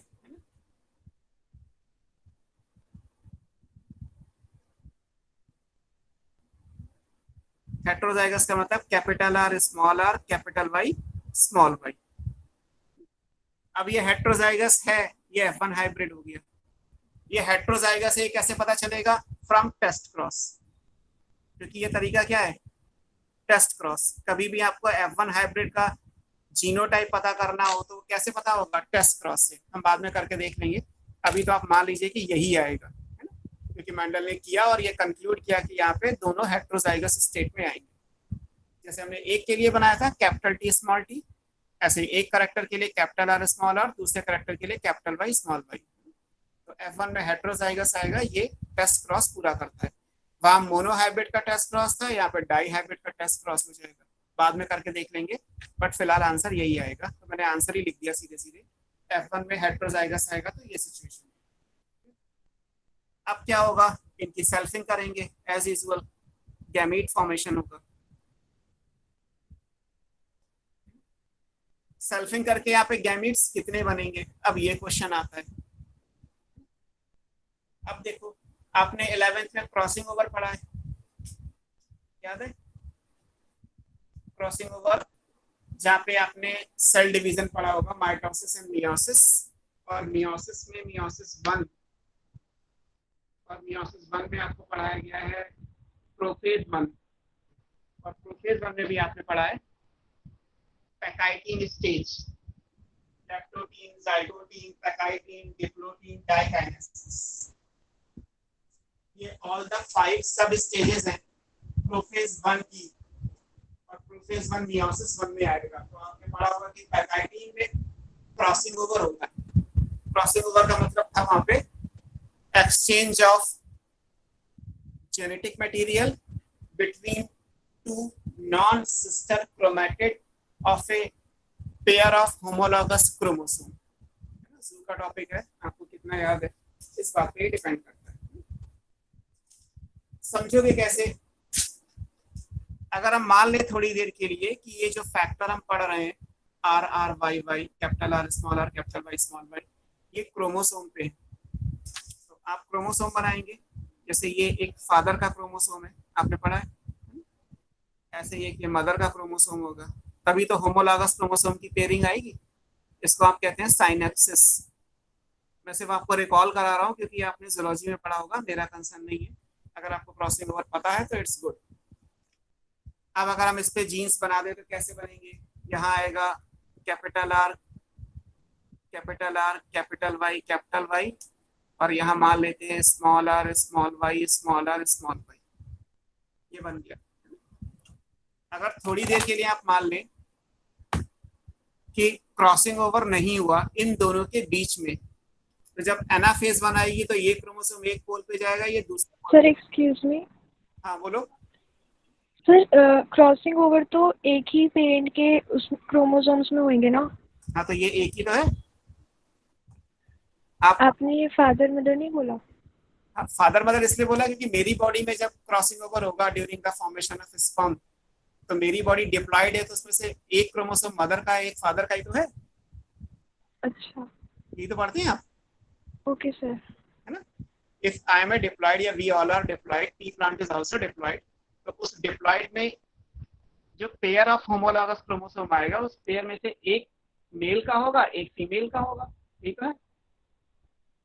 और इसीलिए ये जो दो ब्लू लाइन है, ये दोनों सर मतलब यहाँ सेग्रीगेशन हो रही है। हाँ सेग्रीगेशन तो होगी। हम उसके साथ साथ एक और चीज ऐड करने वाले हैं, जो अगला लॉ बनेगा, लॉ ऑफ इंडिपेंडेंट असॉर्टमेंट, जो डाई हाइब्रिड से बनता है। तो वो क्यों बनता है उसको समझाया जा रहा है यहाँ पे। तो ये सिस्टर क्रोमैटिड है, ये रेड लाइन भी सिस्टर है। अगर एक ब्लू और एक रेड को बीच में आप एक्सचेंज करेंगे तो non sister chromatid of a pair of homologous chromosome, तो क्रॉसिंग ओवर कहलाएगा। तो इंपॉर्टेंट ये कि अगर मान लीजिए क्रॉसिंग ओवर आगे जाके कहीं हुआ, आर और वाई के बीच में नहीं हुआ, तो ये क्रोमोसोम एक पोल पे जाएगा, ये एक पोल पे जाएगा, तो एक गैमीट बनेगा कैपिटल आर कैपिटल वाई, और दूसरा गैमीट क्या बनेगा? स्मॉल आर स्मॉल वाई, है ना? अगर क्रॉसिंग ओवर नहीं होता है तो। और अगर इन दोनों के बीच में क्रॉसिंग ओवर हो जाए, मान लीजिए यहाँ से हो जाए ट्विस्ट, तो यहाँ पे कैपिटल आर के साथ आएगा स्मॉल वाई, और यहाँ पे स्मॉल आर के साथ क्या आ जाएगा? Capital Y. ये क्यों बने? क्योंकि क्रॉसिंग ओवर इन दोनों के बीच। क्रॉसिंग ओवर के लिए कम से कम 2 जीन तो चाहिए ना, एक में तो नहीं हो सकता। इसलिए मोनोहाइब्रिड क्रॉस से क्रॉसिंग ओवर नहीं बन सकता। क्रॉसिंग ओवर किससे बनेगा?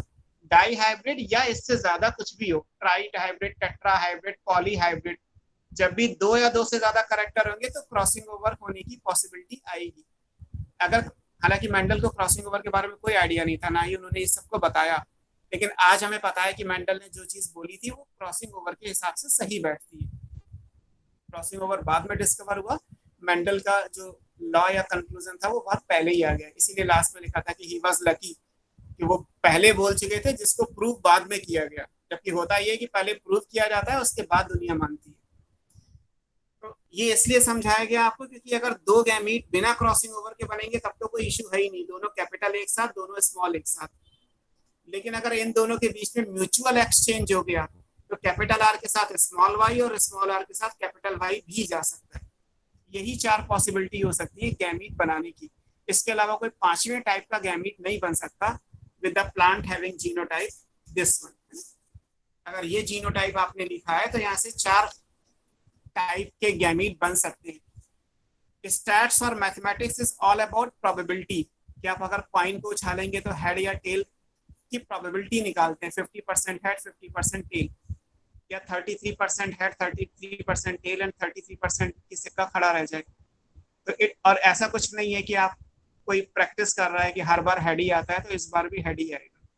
इट्स ऑल अबाउट 50-50 और 33 ईच। ऐसे यहाँ भी है, हम जब गैमीट बनाएंगे तो हमें नहीं पता कि क्रॉसिंग ओवर कहाँ से होगा और होगा भी या नहीं होगा, बट अगर हुआ तो 4 टाइप के गैमीट बन सकते हैं। This is the maximum possibility जो हमें कंसिडर करनी है।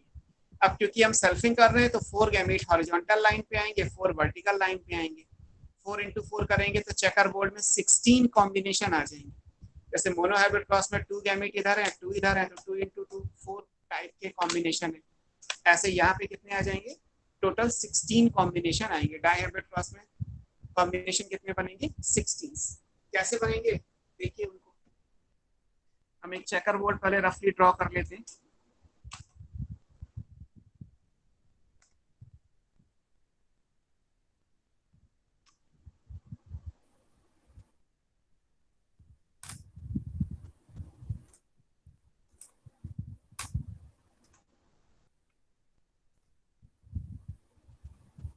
ये हो गया, ये 16 ब्लॉक्स बना दिए मैंने। अब गैमीट कैसे बनेंगे, जैसे ये कैपिटल आर कैपिटल वाई दोनों एक साथ ले लीजिए। कैपिटल आर के साथ स्मॉल वाई हो सकता है, स्मॉल आर के साथ कैपिटल वाई हो सकता है, स्मॉल आर के साथ स्मॉल वाई हो सकता है। यही 4 गैमीट बनेंगे और तो कोई नहीं बनेगा। ऐसे ये गैमीट मान लीजिए मेल प्लांट के हैं तो फीमेल प्लांट के भी ले सकते हैं। आपको सेल्फिंग कराने का मतलब क्या है, 2 के बीच में क्रॉस कराना है, तो एक में ये 4 गैमीट्स हैं, दूसरे में भी यही 4 गैमीट आएंगे। अब आप इनके क्रॉस कर लीजिए, इसका क्रॉस इसके साथ इसके साथ इसके साथ इसके साथ, ऐसे सेकंड वाले का इन 4, थर्ड वाले का इन चारों के साथ, फोर्थ वाले का इन चारों के साथ। ठीक है, ये आपको करना है। एनसीईआरटी में भी बना हुआ है, थोड़ा घुमा के बनाया गया, मैं इस तरीके से बना लीजिए इनको। यहाँ आएगा कैपिटल आर कैपिटल वाई।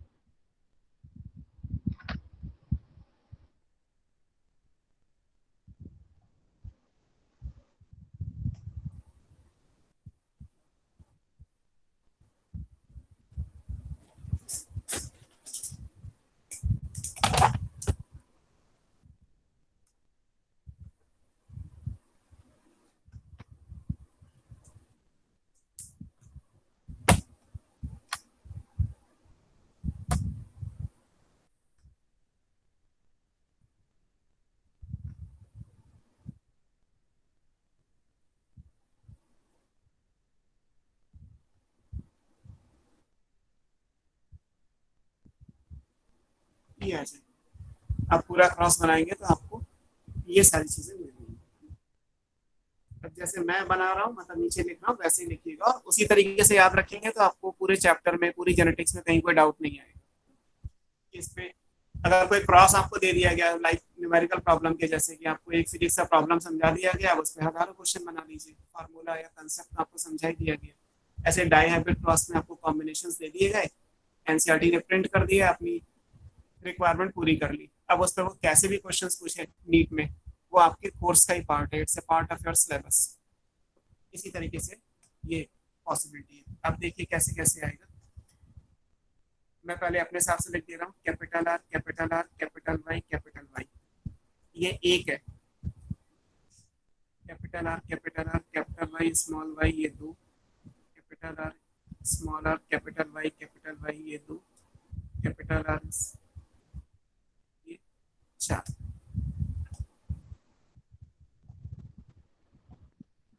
और आपको ऐसे भी ये कॉम्बिनेशन आपको इसमें ढूंढने पे कहाँ मिलेंगे, आप ये भी कर सकते हैं, इसलिए जहाँ पे स्टार लगा हुआ है,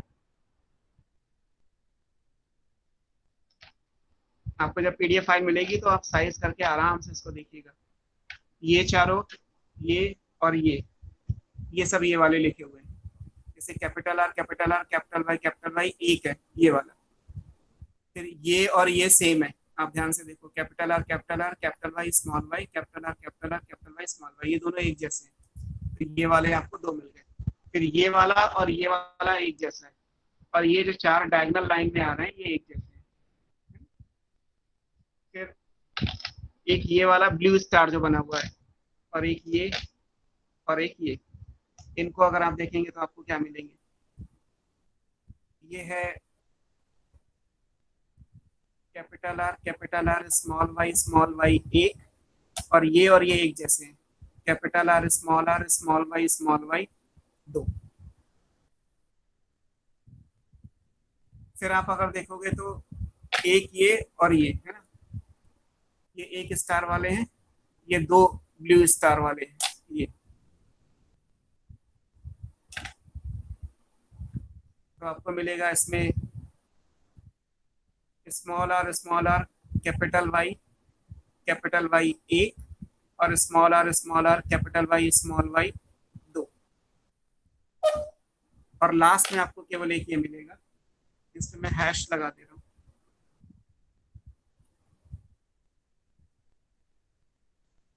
ये सब रेड से स्टार वाले थे, ये केवल एक ही मिला है, that is small R small Y 1। तो अगर आपसे कहा जाए, पहला क्वेश्चन मैं आपसे सिंपल पूछता हूँ कि किसी डाई हाइब्रिड क्रॉस में how many types of genotype are possible. तो टाइप कितने हैं, 9, 1 2 3 4 5 6 7 8 9, टोटल 9 जीनोटाइप है टाइप के हिसाब से, और नंबर में कितने हैं, 16, 1 2 2 4 1 2 1 2 1 सम करोगे तो 16 आ जाएगा, 16 in number and 9 types of genotype.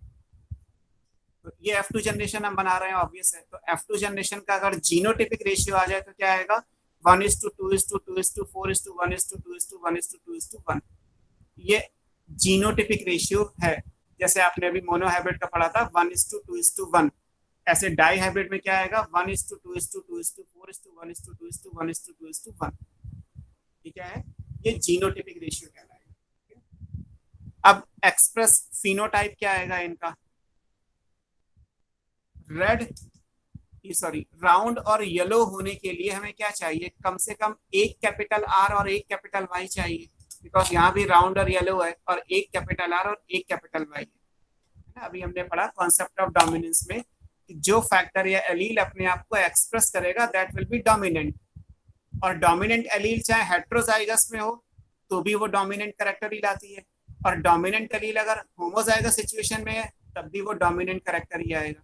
मतलब आप कैपिटल आर लिखो तो भी राउंड आएगा, कैपिटल आर स्मॉल आर लिखो तो भी राउंड आएगा। यानी राउंड होने के लिए कम से कम एक कैपिटल आर की जरूरत है। Same with the case of Y, yellow होने के लिए at least 1 capital Y is there. अब चाहे आप दोनों कैपिटल वाई लिख लो तो भी येलो है, और एक कैपिटल वाई स्मॉल वाई बनाओगे तो भी येलो आएगा। किसी भी फिनोटाइप यानी राउंड येलो के लिए हमें कम से कम क्या चाहिए, ये सारे कैसे, these all are round yellow। ये कितने हो गए टोटल नंबर में, 9, ये नंबर में 3, ये नंबर में 3, ये नंबर में 1, ये क्या कहलाएंगे, राउंड येलो। और राउंड येलो को अगर हम समराइज करेंगे तो at least having 1 capital R dash 1 capital Y dash. इस डैश में चाहे आप कैपिटल लिख लो या स्मॉल लिख लो, कुछ भी लिखोगे उसका फिनोटाइप या अपीयरेंस क्या आएगा, राउंड येलो। क्योंकि राउंड होने के लिए कम से कम एक कैपिटल आर और येलो होने के लिए at least 1 capital Y is there, वो मैंने लिख दी। यहाँ पे चाहे आप कैपिटल आर लिख लो कैपिटल वाई लिख लो ये बन जाएगा, यहाँ पे स्मॉल आर कैपिटल वाई लिख लो ये बन जाएगा, यहाँ पे कैपिटल आर स्मॉल वाई लिख दो ये बन जाएगा, और दोनों जगह स्मॉल आर स्मॉल वाई कर दोगे तो ये आ जाएगा। तो राउंड और येलो होने के लिए हमें क्या चाहिए, at least 1 capital R and 1 capital Y is there. तो अपीयरेंस क्या आ जाएगा, ये। तो फिनोटाइप के हिसाब से टोटल कितने हैं, 9 राउंड येलो, लेकिन जीनोटाइप के हिसाब से राउंड येलो कितने हैं, 4 टाइप के हैं इन द रेशियो ऑफ 1:2:2:4। ये इस टाइप को, ये जीनोटाइप है और ये फिनोटाइप है, इस तरीके से लिखा हुआ है। ये हम आगे और दोबारा से भी इसको लिख लेंगे। इसी तरिके से अगर रिसेसिव पैरेंट था तो क्या था, रिंकल्ड ग्रीन, और आपको मैंने बताया था कि रिसेसिव कैरेक्टर तो हमेशा होमोजाइगस सिचुएशन में ही आता है।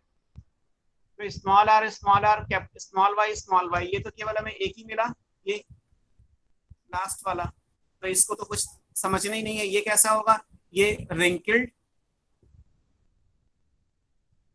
ग्रीन, सर स्मॉल वाई, ये केवल ऐसे ही आएगा, रिंकल्ड ग्रीन स्मॉल वाई, क्योंकि यहाँ पे कुछ है ही नहीं। रिसेसिव कैरेक्टर हमेशा होमोजाइगस सिचुएशन में ही आता है, तो ये एक मिल गया हमें। तो पैरेंटल कितने मिले, 9 और 1। अभी हम फिनोटाइप के हिसाब से देख रहे हैं। पैरेंटल फिनोटाइप क्या है, राउंड येलो, तो ये राउंड येलो लिखा है। पैरेंटल फिनोटाइप क्या है, रिंकल्ड ग्रीन। तो हमें पैरेंटल कितना मिला, 9 और 1 मिला के 10 आउट ऑफ 16। 16 में से 10 कितने हैं, पेरेंट के जैसे, पेरेंट फिनोटाइप के हिसाब से, जीनोटाइप के हिसाब से नहीं। कभी पूछा जाए कि डाई हाइब्रिड में पैरेंटल जीनोटाइप क्या है, तो पैरेंटल जीनोटाइप ये था, capital R capital Y small Y. ये कितना मिला है, एक ये है और एक ये। तो पैरेंटल जीनोटाइप की फ्रीक्वेंसी अलग आएगी, पैरेंटल फिनोटाइप की फ्रीक्वेंसी अलग आएगी, है ना। जितना पूछा जाएगा उतना आंसर करना है, सारा कुछ आपको पढ़ा दिया गया है। तो आप ये नहीं कहेंगे कि क्वेश्चन समझ में नहीं आया या आउट ऑफ द। समझने के लिए प्रैक्टिस करिए, जितनी प्रैक्टिस करेंगे उतना अच्छा। क्वेश्चन बैंक से करिए, आपको पास डीपीपी है उसको सॉल्व करिए, प्रैक्टिस टेस्ट में मिल जाएगा। अगर आपके पास कोई बुक है एमसीक्यू की उससे करिए। ये क्वेश्चन प्रैक्टिस वाले हैं, जितनी प्रैक्टिस करेंगे उतनी जल्दी आएगा। और ये सारा क्रॉस आपके दिमाग में होना चाहिए। इसको बना के क्वेश्चन सॉल्व करोगे, क्वेश्चन सॉल्व तो हो जाएगा लेकिन टाइम बहुत लग जाएगा। नीट में टाइम क्रूशियल होता है, तो आपको सब कुछ अच्छे से याद करना है। अब यहाँ देखिए, ये 3 और 3 क्या है बेसिकली। अगर कैपिटल आर है तो कैपिटल आर है तो डोमिनेंट कैरेक्टर राउंड आएगा। लेकिन आप यहाँ पे ध्यान से देखोगे तो स्मॉल वाई है, और स्मॉल वाई किसको शो करता है, ग्रीन को। तो ये राउंड के साथ येलो ना होके क्या बन गया, राउंड के साथ ग्रीन।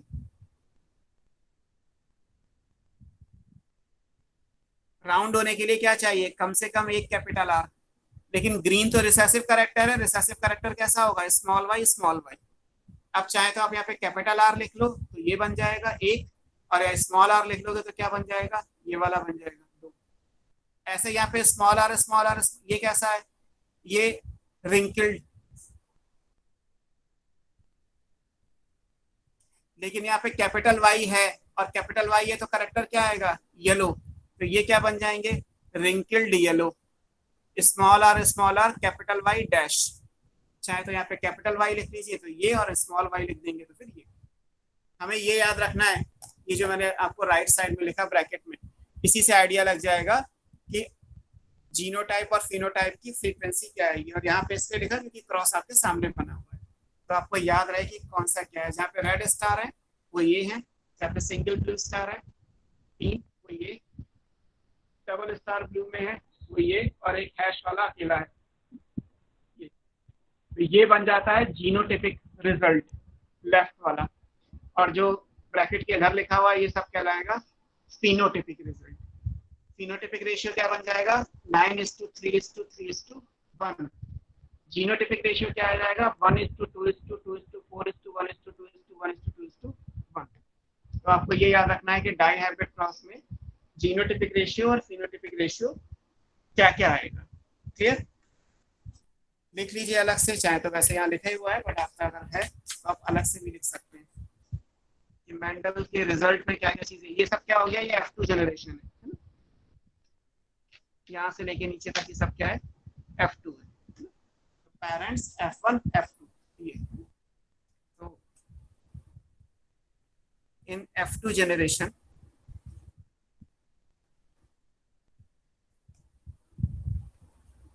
अगर आप डाई हाइब्रिड जीनोटिपिक रेशियो लिखेंगे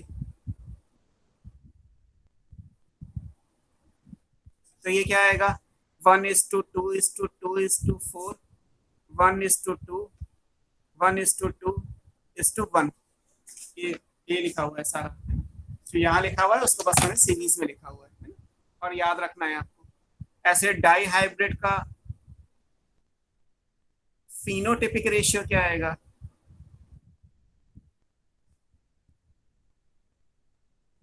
ये आएगा 9:3:3:1। और 9 क्या है, 3 क्या है, 3 क्या है, 1 क्या है, ये लिखा है। 9 is round yellow, 3 is round green, 3 is wrinkled yellow, 1 is wrinkled green. 9:3:3:1 ratio है, कहीं पे ऐसा लिखा हो 9:1:3:3, आंसर वो भी ठीक होगा। ये तो केवल सीक्वेंस है, अगर आपने चारों इसी सीक्वेंस में लिखे तो 9:3:3:1 हो जाएगा। इनका सीक्वेंस आगे पीछे कर दोगे तो इनकी वैल्यूज भी आगे पीछे हो जाएंगी। तो कभी ऐसे सिली से मिस्टेक मत करिएगा कि मैंने आपको 1:1 पढ़ाया है, आप रिजिड हो जाओ कि सर 1:1 ही पढ़ाया है, आंसर 50:50 क्यों दे दिया गया है ना। तो कहने को तो होता ही है, लेकिन इससे पहले कि आप मुझसे पूछें, मेरे हिसाब से ये बहुत सिली मिस्टेक है। अगर 9:3:3:1 लिखा हुआ है तो ये आगे पीछे हो सकता है। कंडीशन इसकी रिस्पेक्टिव होता है। 9 is round yellow, 3 is round green, 3 is wrinkled yellow, 1 is wrinkled green. अगर मैं इनको आगे पीछे कर दूंगा तो ये भी आगे पीछे हो जाएंगे। कौन सा किसका है वो याद रखना है। इसके साथ साथ और नोटिस करने की चीज यहाँ पे क्या है कि ये 9 और 1 फिनोटाइप के हिसाब से है ना। अगर आपसे ये कहा जाए कि फिनोटिपिक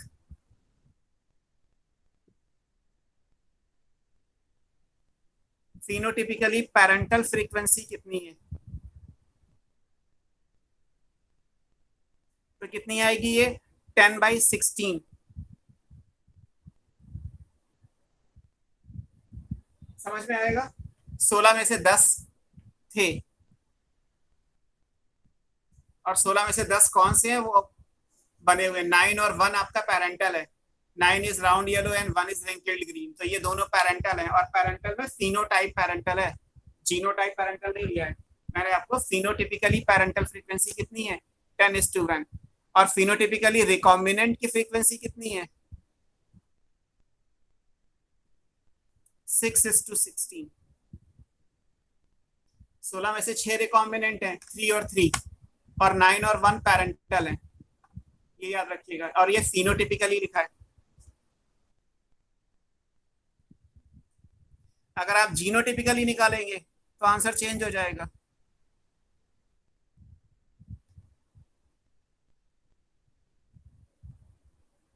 जीनोटिपिकली आपसे कहा जाए पैरेंटल टाइप्स कितने हैं, तो जीनोटाइप में केवल ये वाला जीनोटाइप और ये वाला जीनोटाइप पैरेंटल है। ये देखो यहाँ पे क्रॉस में केवल ये capital R capital R capital Y parent का जीनोटाइप है, और ये small R small Y parent का जीनोटाइप है। तो जीनोटाइप 1 और 1 यानी केवल 2 है, 2/16 यानी 1/8 है ना। तो जीनोटिपिकली पैरेंटल टाइप्स कितने हैं 2/16, या आप लिख सकते हैं 1/8। ऑप्शन अगर परसेंटेज में दिया है तो 12.5%, ऐसे कर सकते हैं। और फिर जो बाकी बचेगा कि जीनोटिपिकली रिकॉम्बिनेंट टाइप कितने हैं,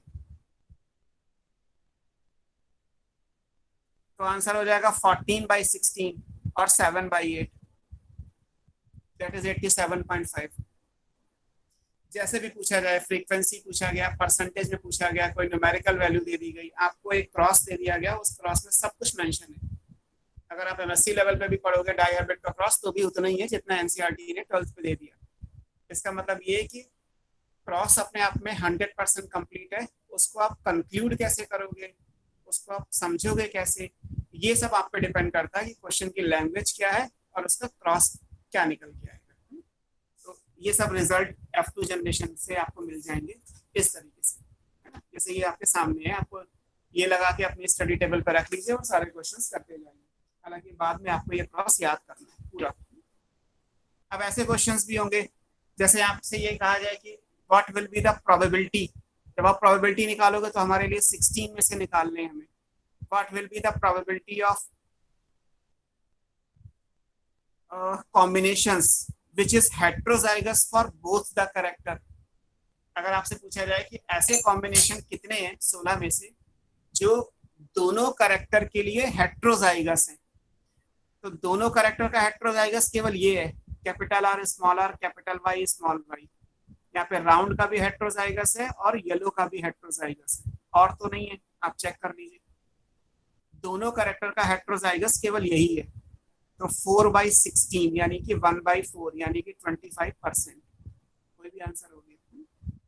आपसे से कहा जाए probability of homozygous for both the character, तो होमोजाइगस बोथ द कैरेक्टर का ये है और होमोजाइगस बोथ द कैरेक्टर ये है, पहला और आखिरी वाला। ये homozygous for both the character है। तो आंसर क्या हो गया 2/16 यानी 1/8 यानी 12.5%। तीसरा क्वेश्चन क्या है, होमोजाइगस फॉर डोमिनेंट कैरेक्टर। तो होमोजाइगस फॉर डोमिनेंट यही है क्योंकि ये तो होमोजाइगस फॉर रिसेसिव है। तो पूछा जाए कि what will be the probability of homozygous dominant character in dihybrid cross. तो आंसर क्या हो गया 1/16 क्योंकि 16 में से केवल एक ऐसा है जो होमोजाइगस डोमिनेंट है, 16 में से एक ऐसा है जो होमोजाइगस रिसेसिव है। ऐसे कई सारे क्वेश्चन बनाए जा सकते हैं इस पर्टिकुलर सेक्शन से जो आपको फिनोटिपिकली और जीनोटिपिकली क्या किससे रिजेंबल करता है ये सब आपको पता करना है। अब हमारा काम ये रह गया कि डाई हाइब्रिड के बेस पे मेंडल ने एक पॉस्टुलेट दिया, वो समझना, और वो पॉस्टुलेट कहलाता है इंडिपेंडेंट असॉर्टमेंट। असॉर्टमेंट का मतलब होता है रीशफलिंग, आप समझ सकते हैं, आगे पीछे होके अपनी पोजीशन चेंज करके रिकॉम्बिनेशन बनाना है। इंडिपेंडेंट का मतलब फ्री। अब इसको समझेंगे कैसे, जैसे मैंने आपको ये क्रॉस में समझाया था कि अगर क्रॉसिंग ओवर हो रहा है तो capital R is free to combine with small R, capital Y is free to combine with small Y, even capital R is free to combine with small Y and capital Y is free to combine with small R. तभी तो ये बनेंगे। अगर हम mono hybrid के हिसाब से बनाते तो क्या बनता, कैपिटल टी अलग स्मॉल टी अलग, तो कैपिटल आर वाई अलग स्मॉल आर वाई अलग। बट ये दोनों टाइप के गैमीट क्यों बने, क्योंकि यहाँ जो भी फैक्टर्स हैं they are independently assorted, they are free to recombine. ये किसी भी के साथ भी कंबाइन हो सकते हैं, एक डोमिनेंट के साथ एक रिसेसिव और एक रिसेसिव के साथ दूसरा डोमिनेंट भी आ सकता है। तो अगर ये पॉसिबिलिटी होगी तो ये कहलाएगा इंडिपेंडेंट असॉर्टमेंट।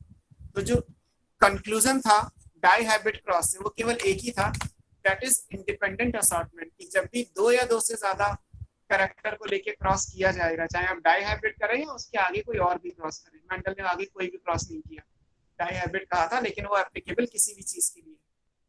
तो अगर आप दो या दो से ज्यादा कैरेक्टर्स को लेके क्रॉस करते हैं तो at the time of gamete formation in F1 generation factors are independently assorted, means factors are free to recombine, factor किसी के साथ भी combine कर सकते हैं, और जब वो किसी के साथ भी combine करेंगे तो यहाँ से फिर एक लूप आ जाएगा, उसको independent assortment बोल दिया जाएगा।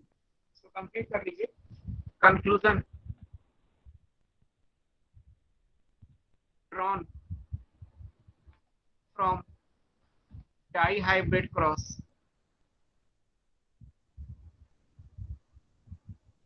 डाइहाइब्रिड क्रॉस से क्या कंक्लूजन ड्रॉ किया गया वो, and that conclusion is fourth. पहले के तीन पोस्टुलेट मेंडल के मोनोहाइब्रिड क्रॉस से आए, चौथा पोस्टुलेट मेंडल के डाइहाइब्रिड क्रॉस से आया, and that is independent assortment. आगे जाके ये लॉ बन जाएगा, लॉ ऑफ इंडिपेंडेंट असॉर्टमेंट। इसमें काम क्या कहा गया है कि in a dihybrid cross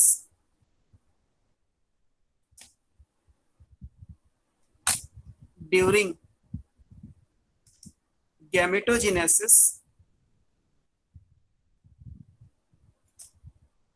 in F1 hybrid, the factors या एलीज कुछ भी लिख सकते हैं are free to reshuffle or recombine themselves. That means that is these are they are independently assorted. Sir थोड़ा ऊपर करिए, है ना, वो इंडिपेंडेंटली असॉर्टेड है, मींस कैपिटल आर के साथ स्मॉल वाई आ सकता है, स्मॉल आर के साथ कैपिटल वाई आ सकता है। ये रूल नहीं है कि क्योंकि पेरेंट में दोनों डोमिनेंट कैरेक्टर आपने एक साथ लिए, दोनों रिसेसिव एक साथ लिए, तो जब आप गैमीट बनाएंगे F1 हाइब्रिड के अंदर तो दोनों पैरेंटल डोमिनेंट एक साथ लेना है, दोनों एक रिसेसिव एक साथ लेना है, ये रूल नहीं है। ये भी पॉसिबिलिटी हो सकती है। इन दोनों पॉसिबिलिटी के लिए ये लॉ दे दिया गया और आगे जाके फिर ये लॉ बन गया। यहाँ से आएगा लॉ ऑफ इंडिपेंडेंट असॉर्टमेंट,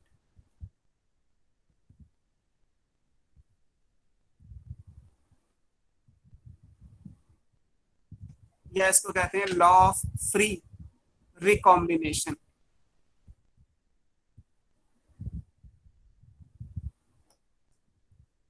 तो यहाँ से एक लॉ आ जाएगा, लॉ ऑफ इंडिपेंडेंट असॉर्टमेंट और लॉ ऑफ फ्री रिकॉम्बिनेशन। ये मेंडल के डाई हाइब्रिड क्रॉस का रिजल्ट आएगा। ये सर अगर इंडिपेंडेंट असॉर्टमेंट नहीं होता तो रिकॉम्बिनेंट्स नहीं बिल्कुल बनते? नहीं बनेंगे। If independent assortment is not there, there is no recombination, there is no crossing over.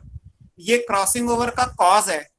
Crossing over में रिकॉम्बिनेंट क्यों बनते हैं? क्योंकि इंडिपेंडेंट असॉर्टमेंट होता है, लेकिन क्रॉसिंग ओवर बाद में डिस्कवर हुआ। बाद में पता चला कि मेंडल ने जिसको इंडिपेंडेंट असॉर्टमेंट बोला था ऑफ फैक्टर, वो बेसिकली क्रोमोसोम के लिए क्रॉसिंग ओवर है। दो अलग अलग चीजें हैं, क्रोमोसोम में दिखाई देता है, सेल का पार्ट है, फैक्टर्स में दिखाई नहीं देते, मॉलिक्यूलर बायोलॉजी का पार्ट है। तो मॉलिक्यूलर बायोलॉजी चीज को जब आप सेल पे अप्लाई करोगे तो दोनों एक ही है। क्योंकि क्रॉसिंग ओवर है इसलिए ये है, या उल्टा बोल लीजिए क्योंकि ये है इसलिए क्रॉसिंग ओवर होता है। दोनों पैरेलल है।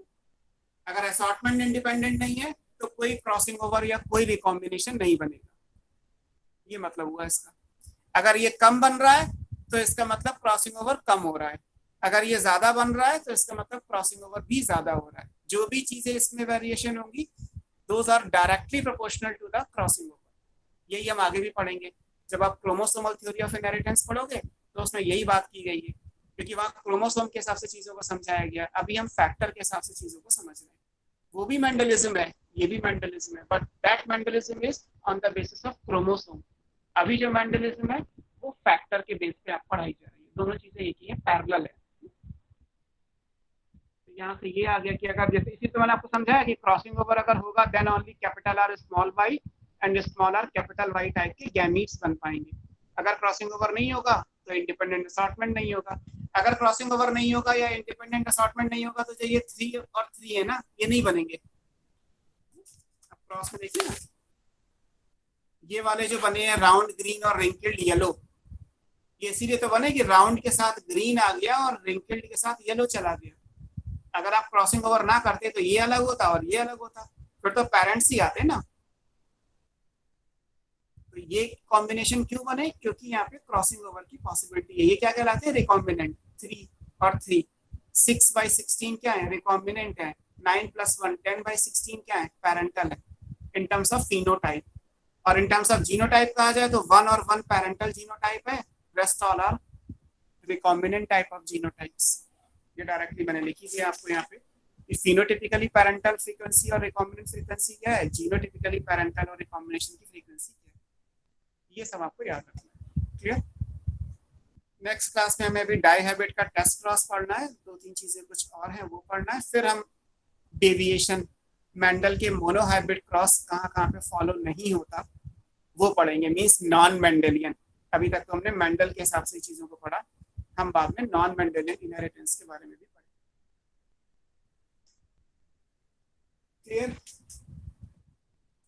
कोई डाउट हो देन मोस्ट वेलकम, आप ऐप ग्रुप में पूछ सकते हैं या फिर मुझसे अभी राइट नाउ कुछ डिस्कस करना है तो बताइए, otherwise we will discuss rest in next class.